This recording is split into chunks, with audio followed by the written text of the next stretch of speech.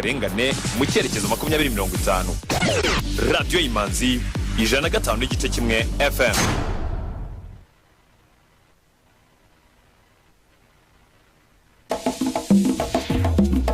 We got you updated. This is Radio Imanzi News in English.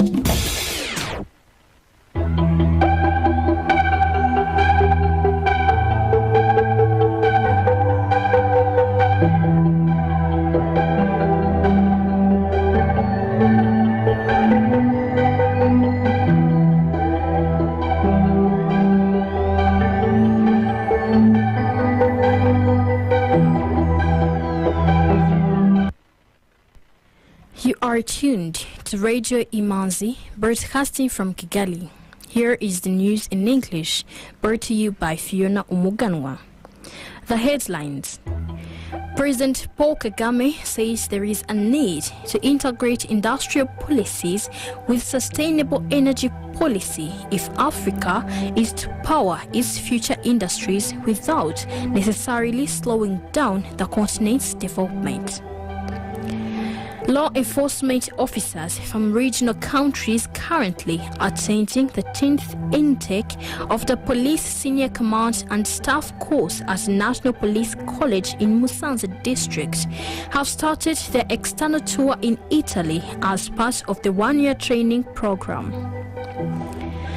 The Economic Commission for Africa has launched the first ever comprehensive tool that measures how easy or hard it is to do business between African countries.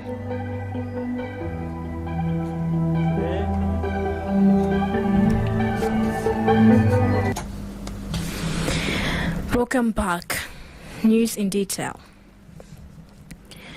President Paul Kagame says there is a need to integrate industrial policies with sustainable energy policy if Africa is to power its future industries without necessarily slowing down the continent's development. The head of state made the remarks during a global sustainable energy forum that has attracted over 2,000 participants in Kigali to review progress of the 7th Sustainable Development Goal 7 on affordable and clean energy for all. President Paul Kagame said today in Africa, more than 500 million people still don't have access to electricity. Today, in Africa, more than 500 million people still do not have access to electricity. This energy crisis coincides with the threat of climate change, to which our continent is especially vulnerable. Switching to renewable energy is crucial. That is why creating an enabling environment to attract investment in sustainable energy is so important. Allow me to elaborate on 3 ways in which this can be accomplished on our continent. First, expanding the use of off-grid technologies and standalone systems can help bring power to rural communities in Africa more quickly. Second, going forward, we need to integrate industrial policy with a sustainable energy policy. We need to plan now to be able to power Africa's future industries sustainably, but without slowing down our development. The data centers that need to be built in Africa to support the growth of information technology services are one example. Vaccine manufacturing is set to grow in Africa in the coming years. we can work to make the sector green right from the outset. Lastly, strong public energy utilities are central to access and affordability. They need to be professionally managed and financially viable. By integrating sustainable energy in pandemic recovery plans, we can accelerate the transition to clean power. But the transition must be just and equitable. This means it should align with Africa's development priorities and aspirations to ensure no one is left behind. At the same time, there needs to be increased financing to developing countries to support climate adaptation in line with international agreements. Africa cannot carry the burden alone, especially given that its emissions did not create the climate emergency. Antonio Guterres, the Secretary General of the United Nations, said that closing the energy access gap is crucial to delivering the agenda. He noted that it is also fundamental to tackle the climate change crisis. Thank the government of Rwanda for hosting the first Sustainable Energy for All forum in Africa. Closing the energy access gap and ending energy poverty is crucial to delivering on the 2030 Agenda for Sustainable Development. It is also fundamental to tackling the climate crisis. To limit global temperature rise to 1.5 degrees, we need to accelerate the deployment of renewable energy and transform energy production.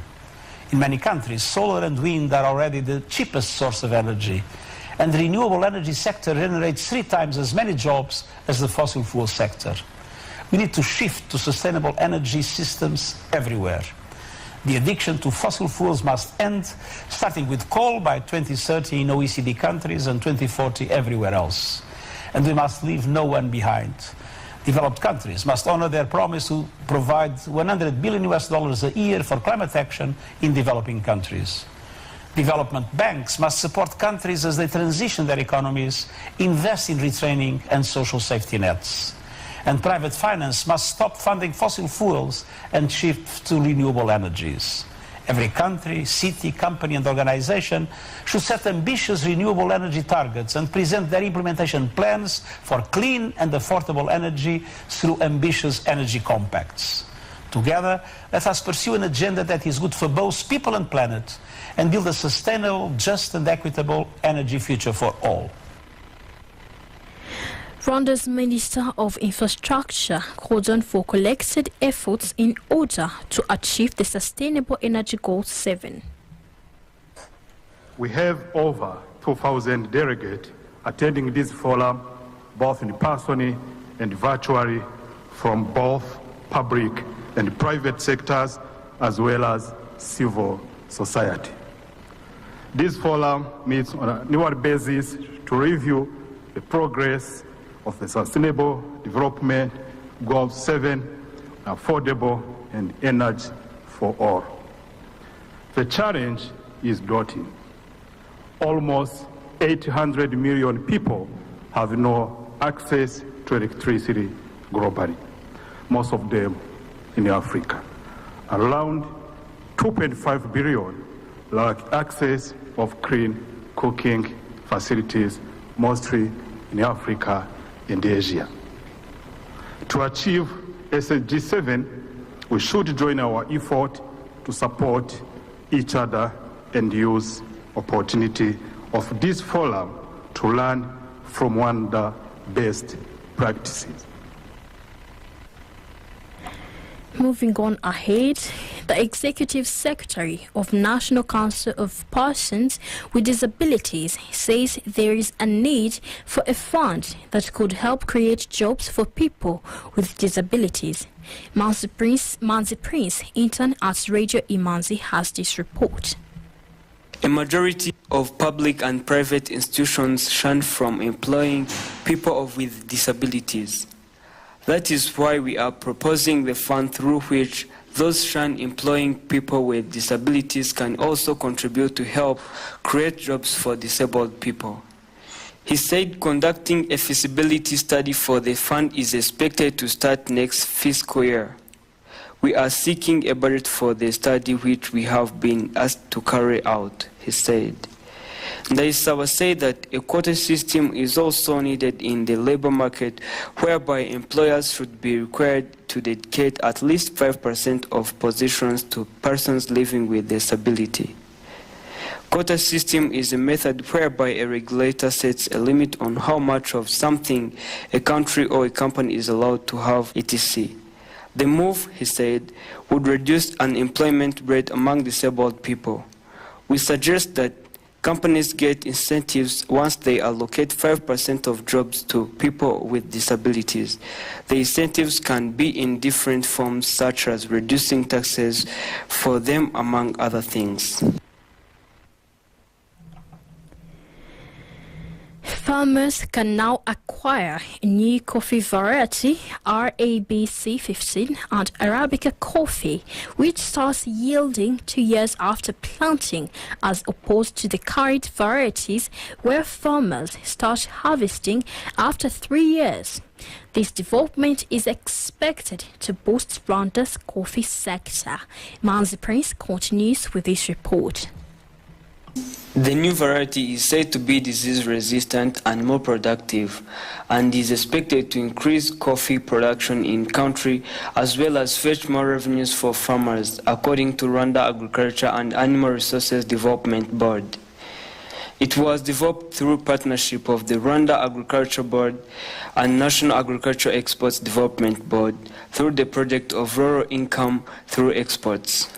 Dr. Simon Martin Mvuyekure, Senior Research Fellow and Traditional Export Crops Program Coordinator at RAB, told the New Times that the variety of coffee Arabica was released 8 years after various experiments on its resilience against major coffee diseases, namely coffee leaf rust and coffee berry disease, as well as adaptability to major agroecological conditions of Rwanda. According to experts from RAB, the variety would solve the issue of 40% of coffee produce lost to diseases. Also, it will be able to increase coffee yield per tree by over 20%. Additionally, the variety matures early compared to traditional commercial varieties, he said. For quality, he said that this new variety has an overall score above 85%, making it top quality coffee in the country. The variety was released in 2015, while the mother garden was made in 2018. Mvuyekure said RAB currently has capacity to distribute enough seeds to farmers. Law enforcement officers from regional countries currently attending the 10th intake of the Police Senior Command and Staff course at the National Police College in Musanze District have started their external tour in Italy as part of the one-year training program. The week-long tour for the 34 students from 8 African countries started as the officers collate classwork with field work and field experiences. The 10th Police Senior Command and Staff course intake is attended by law enforcement officers from Kenya, Namibia, Malawi, Tanzania, South Sudan, Somalia, Zambia, and Rwanda, the host. Rwandan students include those from Rwanda National Police, Rwanda Investigation Bureau, and Rwanda Correctional Services. Now, A team of scientists has announced they had developed a normal contraceptive pill that is 99% effective in mice without causing side effects, and it could enter human trials by the end of this year. Male condoms are 98% effective. Faults increase the risk of breakage, slippage, or other condom failure. When a woman gives birth, the hospital will ask her what method they would like to use for birth control. They even encourage them, but they don't approach men and tell them about contraceptives. In a Twitter poll by the New Times asking if men would take the pill if it made it to the market, in 24 hours, 186 people had responded. 49% of them say they would take it, 31% of them say they wouldn't, and 19% said they are not sure.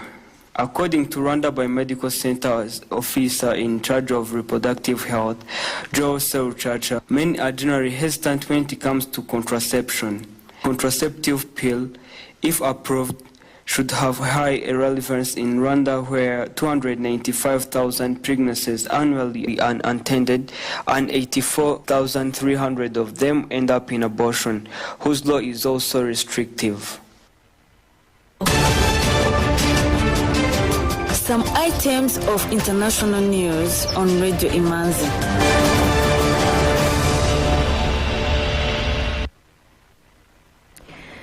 Welcome back. Delegates from different African countries arrived in Kenya today for the AfriCities Summit, a continental conference on urban areas. The ongoing summit, launched by Kenyan President Uhuru Kenyatta, is to run from today to 21st of May under the theme, the contribution of Africa's intermediary cities to the implementation of Vision 2030 of the United Nations and Agenda 2063 of the African Union. Both visions seek to enhance the continent's prosperity through better planning, provision of services, and elimination of extreme poverty. As the population in urban centers grows, officials have said the theme is suitable in establishing proper systems that will help larger cities remain well planned. The Economic Commission for Africa has launched the first ever comprehensive tool that measures how easy or hard it is to do business between African countries. The African Continental Free Trade Area Country Business Index has three key objectives, including assessing the perceived impact of the African Continental Free Trade Area on the private sector's ability to trade and invest across African borders once the area is operational. Stephen Karinji, Director of Regional Integration and Trade Division of UNECA, said, "The idea that started in 2018 focuses on the constraints and challenges faced by private businesses. Its launch was done in the side event during the 54th session of Economic for Africa Conference of Ministers in Dakar, Senegal. It will be used to identify key challenges that the private sector faces in its cross-border activities. As noted, the tool focuses on African integration by targeting businesses based in and trading across African countries." The UN Under-Secretary General and Executive Secretary of the Economic Commission for Africa, Vera Song, said, "The Country Business Index is yet another measure infrastructure that will help assess the extent broader developments related to integration and trade are implemented, as well as understand the business sector perceptions of trading under free trade agreements already in force in African countries." The index aims to look at how easy it is to do business between African countries, to trade among each other, and how easy it is for Cameroonian, for example, to set up a business in Kenya and vice versa. It will help identify bottlenecks and address issues so that the African private sector can conduct businesses as seamlessly in their country of origin as everywhere else on the continent. Surveys were conducted in 7 more countries Angola, Cote d'Ivoire, Gabon, Kenya, Namibia, Nigeria, and South Africa. Ethiopia and the World Bank have signed a pact for a grant of $300 million to assist reconstruction and recovery in conflict-hit areas.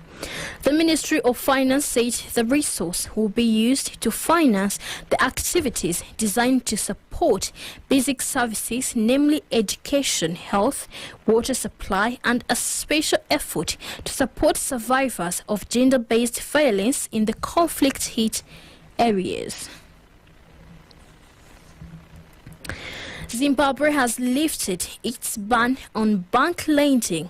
The central bank has announced more than a week after the government froze loans in a move it said was made to stop speculation against a rapidly devaluing local currency. The government said at the time it had started investigating unnamed speculators for taking out Zimbabwe dollar bank loans to buy foreign currency on the black market, driving the local currency's value lower. President Umaru Sissoco Embalo has dissolved Guinea-Bissau's parliament and said early parliamentary elections would be held this year to resolve a long-running political crisis. President Embalo cited persistent and unresolvable differences with parliament, which described as a space for guerrilla politics and plotting. He says this political crisis has exhausted the capital of trust between the sovereign institutions. He decided to give the floor back to Guineans so that this year they can freely choose the parliament they wish to have. Clashes rocked Libya's capital early today as the parliament-appointed Prime Minister Fathi Bashagha tried to take over government there, but were forced back out by a rival administration that refuses to cede power. Bashagha entered Tripoli overnight after 2 months of stalemate between Libya's rival administrations, but withdrew hours later as fighting broke out. Economic news is a regular feature on Radio Imanzi.